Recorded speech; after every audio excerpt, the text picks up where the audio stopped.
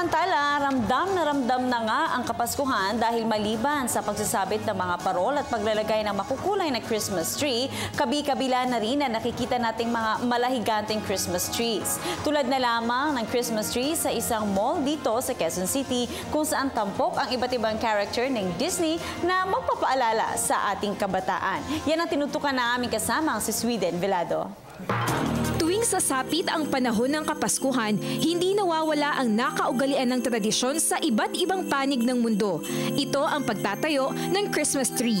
Dito sa Pilipinas, pagsapit pa lang ng Burr Month ay nagsisimula na ang Christmas countdown at mula sa mga tahanan hanggang sa malalaking pribado at publikong mga pasyalan ay iba't ibang disenyo ng Christmas tree ang makikita. Tulad na lang sa malaking mall na ito sa Quezon City na tiyak magpapaalala sa ating kabataan dahil sa Disney theme ng higanteng Christmas tree na ito.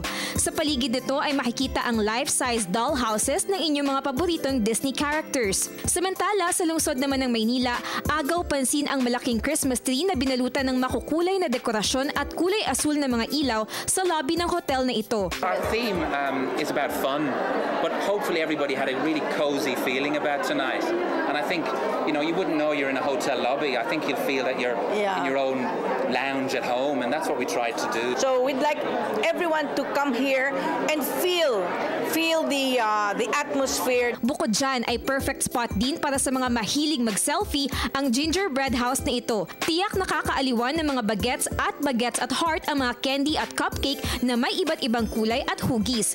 Subalit sabi nga ng iba, kahit walang magarmong dekorasyon pang Pasko, sapat na ang pagkakaroon ng buo at matatag na pamilya para gunitain ang espesyal na araw ng may kapal.